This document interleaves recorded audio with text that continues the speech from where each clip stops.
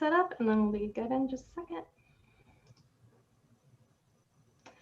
All right, hello everyone, and welcome to Children's Book World's event with Cambria Gordon for her new book, Poetry of Secrets. We're joined here by Cambria and with Monica Hesse, author of several other young adult historical fiction books. Most recently, They Went Left. If you haven't already gotten your copy of Poetry of Secrets, you can get it at Children's Book World from our website, which will be linked in the description. And without further ado, I'm going to let you two take it away. Enjoy. Thank you. Cami, I'm so excited to talk to you about this. Thanks, Monica. Before we even start, I just want to say thank you to Children's Book World and to everybody here on this webinar. Thank you for joining us. And to Monica Hesse, who wrote the most beautiful book, They Went Left. I want to congratulate you, Monica, on winning the Sidney Taylor Honor Award, which is a really big deal. Oh, thank you. Well, I love any opportunity to talk about historical fiction as a craft, as a topic. And thanks to all of you for joining us. The thing that I keep saying when I do these virtual events is that during a pandemic, none of us can be in the same room, but at least we can be on the same page. And being in the pages of Poetry of Secrets are beautiful pages to be in. They're harrowing, exciting, sometimes unpleasant places to be in, but it is a really transporting world. And everyone who's there, give Cambria a virtual round of applause, because this is her first fiction book and this is her first event. So I'm really excited that we get to celebrate it with you. Thanks, Monica. So Poetry of Secrets is this beautiful lyrical book about a young woman in Spain during the time of the Spanish Inquisition. Why don't you give us a little bit of a sketch of the plot so that we know what we're getting in for? And then I'll ask you to read a few things, and I'll ask some questions, but we were talking about beforehand how our favorite parts of these are when you all ask questions. So put them in now, anything that comes to mind, and then we'll have time at the end to answer whatever you want to talk about. So this book is about Isabel Perez, 16 years old. Her family are what's called new Christians, meaning they are converted to Christianity, but they are Jewish in secret, crypto Jews. Many conversos at this time were either kept their religion secret or else abandoned it, and Isabel's family are ones who kept it secret. And it's the eve of the Inquisition, the beginnings of it, when the movement from Torquemada, who's bringing this all into Spain. He's the confessor to Queen Isabella. And so Isabel has been living in this very charmed life, and all of a sudden her world changes. She's betrothed to a man who is the alguacil, who's a very powerful city council, like a mayor in the town, and she does not love him. And then she meets Diego, who she does love, but because he's old Christian, she cannot be with him. And then, of course, there's the footsteps of the Inquisition. There's her sister, who very much is embracing Christianity and wants to be a nun. And there's her family, who she must protect. It has secrets and it has love. And I don't think that you need much more else for a book to be a page turner. I had asked you before if you'd be willing to read a little bit for us. And I'm glad that you picked the passage that you told me you were going to read, because I think that it drops us immediately into this world. So give us a little bit of a reading. Thanks. Well, this is a scene in church. There's a few things going on. One, Isabel is sort of stalking her crush, Diego. Another thing that's happening is that you'll hear a conversation between Isabel and her younger sister, Beatrice. Beatrice is just 1 year younger. Also, there's the word El Dios, which is God in Spanish.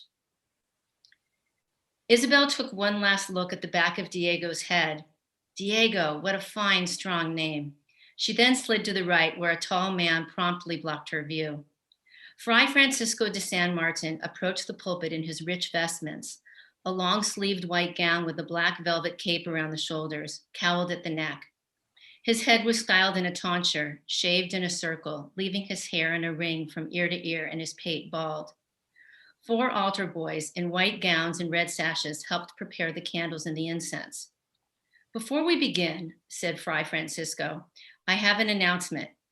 Next Sunday, a special guest will be delivering the sermon, someone of high authority in the church. I trust you to make every effort to arrive early. Carry your infirm neighbors if you have to, and those too old to come each week." He paused, his eyes sweeping the entire room. "Do not miss this, or you may live to regret it." Murmurs went through the crowd. Isabel heard the name Torquemada spoken by the ladies in the pew behind. A shiver went through her. Would the private confessor to Queen Isabella truly visit their small village? "Buenas noticias," said Beatrice. "On the contrary," whispered Isabel, "that does not sound like good news." If it were indeed to be Torquemada, that could only mean bad omens for conversos. The Dominican monk had been with the queen since she was a young princess and was rumored to be of converso origin himself. It was also common knowledge that he made no secret of his hatred for anyone, Jew or Moor, who did not accept the Lord Jesus as their savior. "Nonsense," argued Beatrice. "We need inspiration from someone closer to El Dios. Scripture can be limited with these small town friars." She clasped her hands together in supplication. "There's no need to pray for a new sermon. It's going to happen. I'm just grateful that my wishes were heard. Be careful what you wish for. Don't be so narrow-minded that you close yourself off to new ideas," said Beatrice. Trying to reason with Beatrice was a losing proposition. Isabel directed her attention to the front. The service was beginning. After Mass, it was time to approach the altar to take the host. Maybe she would have a chance to see Diego again, but it was not to be. Because of his advantageous position in the front pew, he was one of the first to receive communion. As he left through a front exit, she was able to catch only a quick glimpse of his shoulders before he disappeared. Since her family was seated so far back, it took nearly 15 minutes before they reached the front. Isabel smelled the soapy scent of the friar's hand, unsuccessfully masking the odor of onions. He inserted the wafer and she distractedly let it dissolve in her mouth. Her sister, however, looked positively beatific, tipping her head back in pleasure, like a kitten being petted behind the ears. I love this passage because it's so evocative of this time and space and the rules for who gets to sit at the front of the pews and who has to sit at the back. And it also touches on the biggest secret that the Perez family is keeping, which is that they have continued to maintain their Jewish faith. I knew barely anything about the history of crypto Jews. So tell us how this practice came to be and what it would look like on a daily basis for a family who'd made this decision. So I mentioned earlier, some families who converted embraced the Christianity and never looked back. There were Jewish families who did not convert. There were Muslim families who did not convert. But Isabel's family still wanted to keep their traditions. So they do Friday night Shabbats in the cellar. They have a wine cellar because Isabel's father is a wine bottler. And they light the candles and they say blessings. And they also recite prayers. And Isabel's grandmother, Abuela, can read Hebrew. So this was an imagined life that I came up with of how a crypto family would conduct their world. I wanted the Perezes to have friends who were still outwardly Jewish, who they had always been friends with, and I wanted them to have old Christian friends and new Christian friends. And then, of course, there are the neighbors who are always spying, and so there's suspicion everywhere. Anyway, this was just something that it was my creation, but it was a lot of research that went into it. So I don't know exactly how a crypto family would conduct, but this is how I imagined. So if there were Jewish families who were continuing to practice their Jewish faith, what would the reasoning be behind converting at all? Well, because their parents did it and their grandparents did it. So there was the tradition that was carried down. In Isabel's family, Isabel's grandmother's grandfather was a rabbi.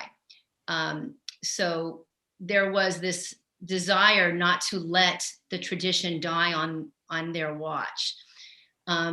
There was never an intent to accept Jesus as their savior. They would outwardly pretend, but they always believed in the one God. And that meant so much to them. They didn't want to give that up. There was a lot of piety. I mean, religion was the watchword back then.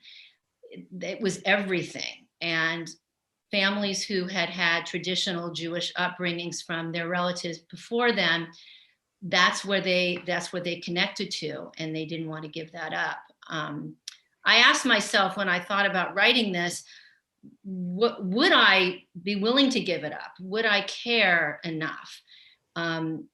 You know, from your research during the Holocaust, you know, many Jews brought Torahs into the concentration camps. I don't know if I were Isabel at age 16 living in 15th century Spain, if I would care enough about God. But what I decided to do with Isabel is make her curious to want to know more. And you talk about religion just being the backbone of the society.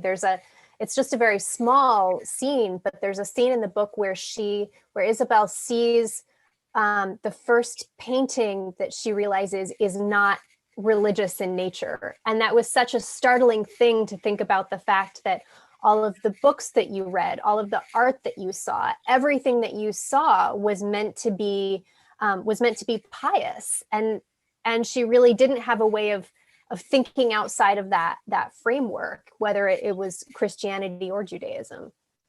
That's correct. Diego's pathway in the book is also moving away from religion and becoming more secular. And devotionals those were the kind of paintings, that was the art, like you said, everywhere. And still life was just becoming something that was getting to be curious, and people were experimenting with that. Diego wants to be a painter, and he is experimenting with still lifes, but that just was not done in 1480. It was church and crown, and everyone lived by those two. Can you imagine like a still life being scandalous? It's like he painted a vase. Oh no. It's crazy to think that. It really, really is. So as I was reading this, I was so impressed, and I'm always so deeply interested in other authors' research processes. The books that I write are historical, but they take place in the 40s. And so I can look at photographs and even film clips and listen to oral histories or download old radio broadcasts. You're writing about something 500 years old. So tell me what your research looks like. It was very challenging. I should say that my main research was in person. I was blessed to be able to go to an area in Spain where I set my story in. I really wanted to see. You lived there, is that right? You lived in Spain for a period of time. Correct. We were living there, and I had seen these shapes on the ground in some of these towns. They were the outline of the Iberian Peninsula, and inside were 3 Hebrew letters, and they spelled out Sepharad, which stands for Sephardic, which is the Jewish sect that comes from Spain.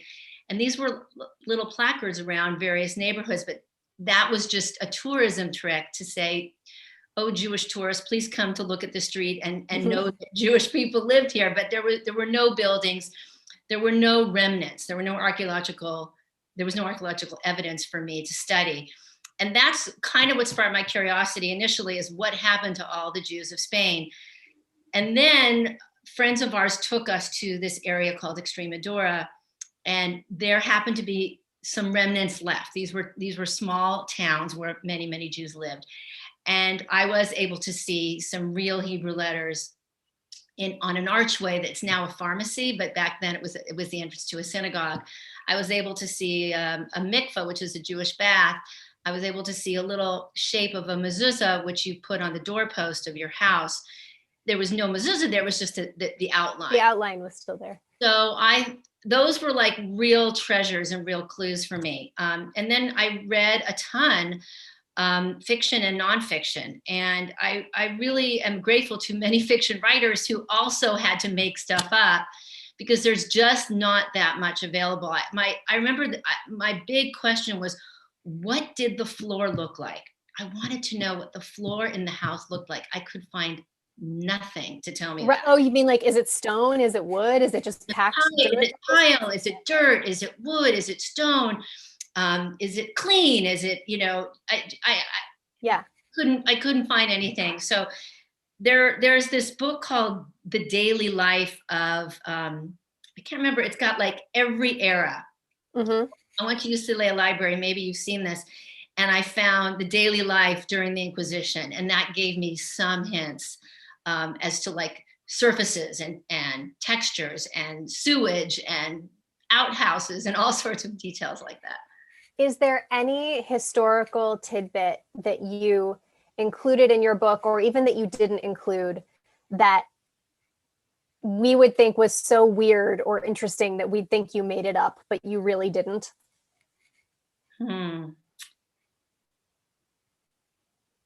Well, I mean, this is a historical tidbit about the Inquisition, which I was shocked by. Inquisitor spies looked at chimneys to see if smoke was coming out on a Friday night or a Saturday day, which is the Sabbath. Oh. And if smoke was coming out, then you were cooking, you were doing work, and you were therefore not observing anything Jewish, and you were not Judaizing, which was what the crime was that they called it. And if there was no smoke, then yeah, you could have been accused because you were not preparing your meal. That was shocking to me, and I actually have that in the book. I can't think of anything right now other than. No, I actually, I'm glad you brought that up, because when I read that I was like, wait, really? And of course it's based in reality, but it was still just such a fascinating small tidbit. Isabel is a poet. Are you a poet? And how was it to write your own poems that are then going into this novel? I'm definitely not a poet. I actually have a hard time even interpreting poems without a teacher to help me. But in this book, many of the poems, in the back of the book, I give credit and attributions to who the poets are. There's only one or two places that I wrote my own poem, and hopefully the reader won't be able to tell which is mine and which is a legit poem. But that was a beautiful treasure that I found in my research. There are a lot of female poets in the 1100s, 1200s, 1300s, many of whom were Jewish, and many of whom wrote in Arabic. So when I discovered that, I thought I would like to incorporate this somehow in the story and have one of the poets be a relative, distant relative of Isabel's. And I also had read a fiction book, which talked about a poetry reading during medieval Spain. And so I knew I wanted to have that as a scene. And so the poems that I did in my research just really helped me get into Isabel's head, and the poems that I did change, I just used those as inspiration and tried to play off those lines as best I could. Without giving away the actual plot, there is an epilogue at the end, and the epilogue kind of hints that Isabella was a real person, which I'm not sure if this is embarrassing or not, but I immediately went to Googling to be like, wait, was this a real person all along? So is she based on anyone in particular, either by that name or someone else? She's not. You're so cute. When I read a book, I think it's called is it called The Last Jew, or I can't remember exactly the title. It was a book I did in my research. And it starts out by saying, I found this box and in it are these papers. And now I'm going to tell you the story of this man's life. And I bought into it hook, line, and sinker. Yeah. I Googled this guy. No, it was a total conceit of the author. And in fact, my husband said to me, Cammie, of course they made that up. But I just wanted to believe it so much. When I was writing this book, a little bit is based on a woman named Hannah Mendez, who was a real person who did end up creating like an underground railroad and saved a lot of Jewish lives. She lived about 80 years after my character Isabel. And I thought about having Isabel be someone who tried to save people. And then that didn't work in the story. So I made her a poet, a would-be poet instead. So I guess a strong Jewish woman who tries to create a legacy, yes, based on Hannah Mendez. I'm gonna pause for a minute because we've now been talking for 20 minutes, which is all that I said I would keep you for, but I have more questions. But first I want to see, do we have audience questions coming in yet that we should pause for? Otherwise, I'm just going to keep babbling. We do have some great questions coming in from the audience, but if you guys want to go for another 10 minutes or so, I think you're fine to do that. All right, we'll go for just a few more. I'll pare it down. I'll ask the things that I'm really curious about. I'm really interested. I really loved the relationship between Isabella and her sister and how that developed. And I wondered if you could talk about how you sort of cultivated that relationship and decided to have a character like Isabella's sister. Well, my sister, who's I think on this webinar, is very important to me. Sibling relationships, sisterly relationships are very important to me. And I wanted to do a counterpoint to Isabel, who is curious and wants to study her Judaism and learn more. And then Beatrice, who is exactly the opposite, who's embracing her Christianity, who is like a poster child for the scripture, who wants to be a nun. I just thought I loved the idea of that tension and also the loss that Isabel feels to not have the best friend that she longs for in her sister. Because their paths are just divergent for a long, exactly. a lot Their of it. paths are divergent. And also, what was very real during this time was family members turning in family members. So I like the idea of having a potential spy in the midst. And Beatrice was actually the most fun for me to write because she was so holier than thou and more an imperious and morally superior. And I just really, it was fun, even though there's a darkness to it. I mean, the characters with a little bit of darkness are always the most fun, I think.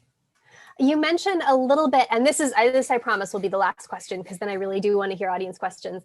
You mentioned some of your own history in your author's notes. And I just wondered, since this is your first book and some of it was personal and it's so ambitious and delves into so many things, I wondered whether writing it changed your relationship with your own past or with your faith, or how learning about all of this and immersing yourself in it changed how you thought about your place in the world.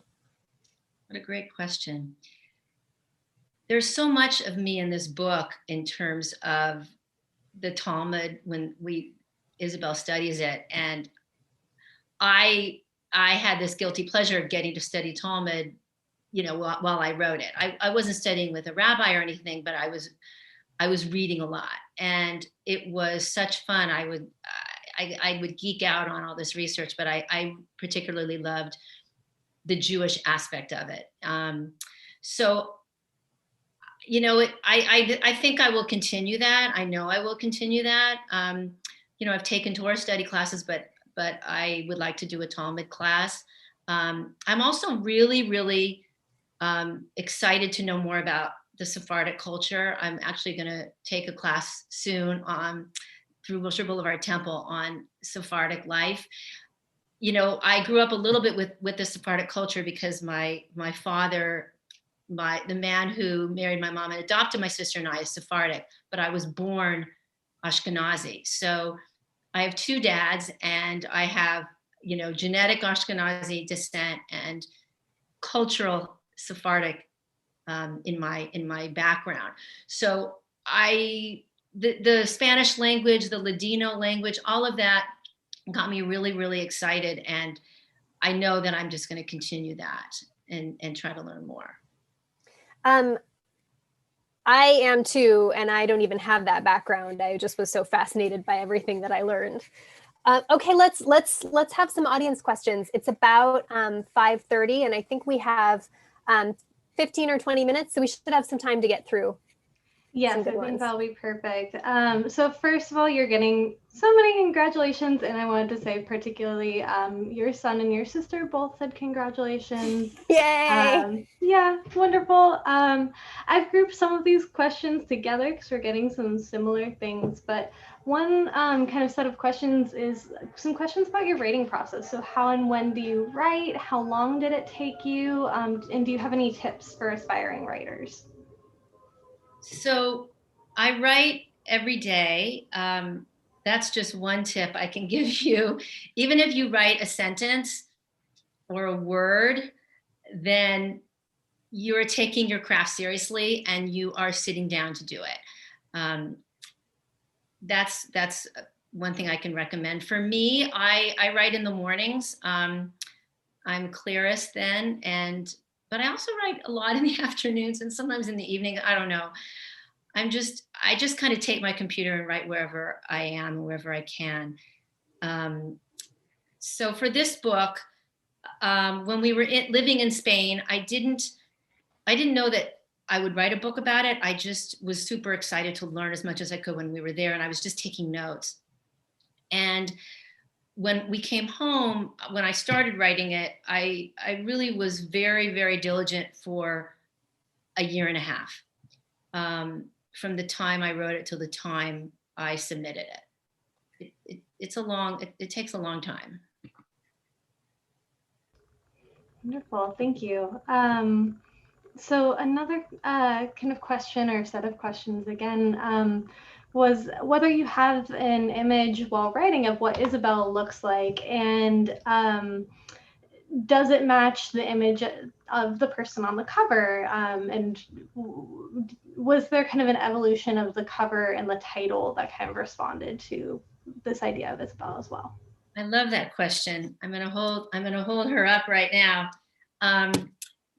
When I was writing it, I had a picture of her in my mind, for sure. Spanish, you know, auburn hair, fair of skin, curious eyes, but I really was living in her body, not really picturing how she looked physically. I was trying to come up with how she felt every day. And when Lisa Sandell, my amazing editor, sent me this cover option, I opened my computer and I completely almost burst into tears. I freaked out so much because, first of all, she's so gorgeous, and it was exactly who Isabel was, and I didn't even know it. I'm actually like getting emotional just remembering that feeling. And I will say that the title, the evolution of the title was, when I first submitted the book, it was called Call Me Eva, which is EVA, but the Spanish pronounce it Eva. We say Eva. And editorial and marketing decided they wanted to change it. And so we went back and forth with a lot of titles. And one title that I got really excited about, and Lisa did too, was Tainted. And because of course the Jews have this tainted blood. But then it didn't pass muster with marketing. And I'm actually so glad it didn't. The Poetry of Secrets is actually Lisa's title. And it's so gorgeous and lyrical and lush. And I'm really, really happy with it. I think that that's something that a lot of that you learn about in the writing business. People think that you have a beautiful title and it stays that way forever. I've written 6 books and I've only gotten to keep the title of one of them. There's just like, it becomes really a team effort at a certain point. Really? Yeah. So was They Went Left your title? That was my title. That was the only one that was my title. I felt like, oh, I finally passed muster. Wonderful. Something that a lot of people are asking is, when do we see the movie version? And I guess, would you like to see this as a movie or a miniseries? What would that ideally look like for you? Well, yes, that would, first of all, I've not heard anybody, no one's come to me with a movie idea about it or a contract. So, but I'm open for any of you on this call. But I was asked that question from a blogger this week, and I think that my fantasy Isabel would be Ana de Armas, even though she's a little bit older than Isabel. I think she plays young. And I had some other casting ideas too. I wanted the Countess to be played by Jennifer Lopez. But anyway, nothing in the works. I'm just really trying to be in the present and be really excited about the fact that I have my first book out. And it is super exciting. Thank you. One question that I think maybe is a little bit of a follow-up to you talking about that, the changes in the title. Did you have the big picture of your story in mind from the outset, or did you stray from your original initial direction as you wrote, and how many times did this change shape? You know, I mentioned earlier that I wasn't thinking about having the character be like Hannah Mendez, where she creates this underground rescue of Jews who were in danger. So that did change enormously. And the fact that Isabel wanted to be a poet, really, it didn't start out like that. But I did have the entire book in my head, definitely. And that's never happened to me before. I have written a lot of books, none of which have sold. No fiction has sold yet. Until this one. And I've written where I go along, where I don't have an outline, and I just try to have my stream of consciousness dictate. I've written with outlines. Nothing had seemed to work. Somehow with this story, I don't really know what happened, but I felt like I was channeling something else, something bigger, something historical about, my people, and it just came out. And so, I've been writing fiction for 27 years, and this was the one that flowed easily. I think that the challenge for me with this book was getting the language and the voice, because I was intimidated by other historical fiction. All the books that I had tried to write were contemporary, and that voice I thought I had. I thought I was a contemporary writer, and I could do middle grade, I could do high school. I didn't think I could do, 1480 Spain. So that was daunting. Definitely.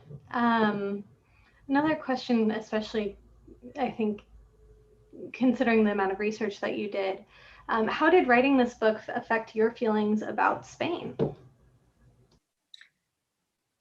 When we were living there, my husband kept saying, the Spanish just want to be Spanish, and that's their prerogative, and that's their right. And I understand that that homogeneity, that way of thinking. And I kept arguing with him, but what about the different religions, and what about the Inquisition, and not allowing those people who felt Spanish to be Spanish, to force them to convert. And so after I wrote this, I believe I'm moving towards the way my husband feels about it, in that I understand and I embrace traditional Spanish customs, and I love them, and I understand why the Spaniards want to continue them, and how they could die if you don't. But by the same token, I can look at Judaism and say, let's carry those traditions on. For me, the interface of being forced to convert to be accepted into the Spanish world was where I had a problem with, and I still do. So I'm grappling with that. I adore being in Madrid. We bought an apartment there. I love all things Spanish, and that includes the history. The king gave a speech at the Sephardic Temple in LA. Actually, the King of Spain. This was in I think the late 90s or early 2000s, and it was a speech where he apologized and said, this was a time in our history that we are not proud of, and he really talked about tolerance, and it was a beautiful speech, and that I accept that, and that's moving forward. That's where I think most Spaniards want to be. Great. A couple of quick questions, relatively. One, what age group would you recommend this book to? And two, will the book be translated into Spanish? So the book is marketed for ages 12 and above. There's some graphic things, not sexual, but some other, dark things that happen in the book that I think under 12 wouldn't really be ready for. And yes, it will be translated into Spanish. The foreign rights are being negotiated right now. And I really, really look forward to talking about the book with my friends in Spain. Was there another part of that question? I can't remember. Oh, I know. I just want to add that I am hoping, and I have heard from other adults, that it is appealing to adult readers. And so I'm hoping that it will be a crossover book as well. And I'm trying to participate in book clubs and stuff that are not just for teens. Great.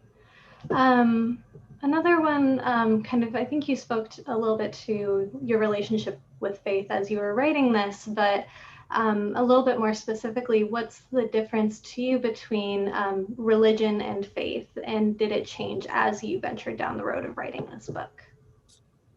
So I think before I wrote this, religion to me was practice and physical acts in a way, celebrating holidays, praying, going to synagogue,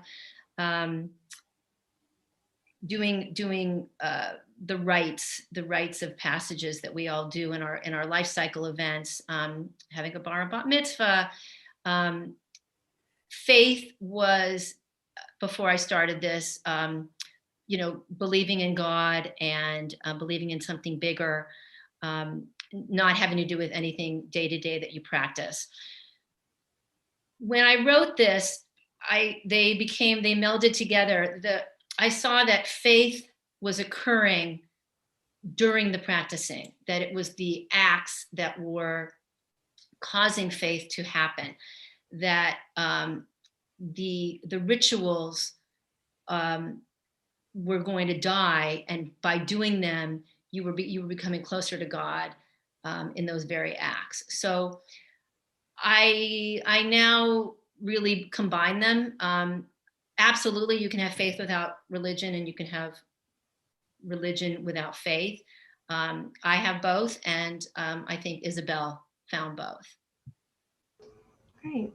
I have just a couple more here. One of them is Did you relate to all of the characters in your book in some way? Well, a writer, people say write what you know. Well, I'm writing about a handsome nobleman who falls in love with a Jewish girl who wants to be a painter. I do not know anything about that. So I can't relate to their day-to-day life, but I can relate to their feelings. And, I can relate to not feeling comfortable in your own body, in your own skin, feeling like the other, falling in love with the wrong person, having a secret, thinking about defying your family, feeling guilty about that. All those things are basic human conditions. So that's how I relate to everybody in the book. I also learned a lot about Christianity, which I didn't know. And so I couldn't relate to Beatrice for, quoting scripture, but I could relate to her wanting to embrace it wholeheartedly and how that fed her and fed her soul. And that's how she wanted to live her life. Perfect. Thank you. The last question I have for you, and this came from, I think, 4 or 5 different people, is what is next for you as a writer? So I'm working on another historical fiction that is set in the 1800s in Germany, and it's an almost true story of a real person. I don't want to say who yet, but it's set in the music world, and there's a Jewish aspect to it because I can't help myself, and I like to bring that in when I can, when it makes sense. And Monica and I were talking in the beginning earlier before we opened it up to everybody about maybe going back to an old idea I once had. So we'll see. But for now, I'm really, really loving the historical fiction. Awesome. I think that about covers the questions that we got from the audience. I think a lot of them got answered with you and Monica talking as well. I don't know if you had any last questions, Monica, before we wrap up. I don't have a last question, but I had asked Cami to maybe pick out another passage just to send us off with. So we can say our goodbyes and our thank yous now, and then Cami can read us off into the night. So before I read this paragraph, I just want to say thank you so much to Monica, and thank you to Children's Book World. I just so appreciate you guys hosting me today. So this is a scene where Isabel is going to say goodbye to her beloved abuela, her grandmother, and she's going to be saying goodbye for the last time. Isabel lingered at her grandmother's pallet as long as she could. She touched her back one last time, feeling the even rise and fall of her breathing. Then she placed a note under the pillow. Abuela, hasta vas, until you go. In Castilian, it was just an unfinished message. Until you go to the mercado, to the plaza, wherever. But in Hebrew, it was something else, part of an abbreviation. The first letters of each word were aleph, hey, and vet, or the sounds a, ha, and va, ahava, the Hebrew word for love. Once she was in the courtyard, she picked up as many rocks as she could find and threw them near the Del Castillo's dog, sleeping in the corner. He woke up, barking wildly. She heard the spy's heavy footsteps scurry around the back of the house, trying to find entry into the patio. This was her chance. She opened the front door and retreated into the night. That's beautiful. Well, thank you so much, Cami and Monica, for joining us today. To everyone watching, if you haven't gotten to pick up the Poetry of Secrets yet, you can do so from the link in the YouTube description. And everyone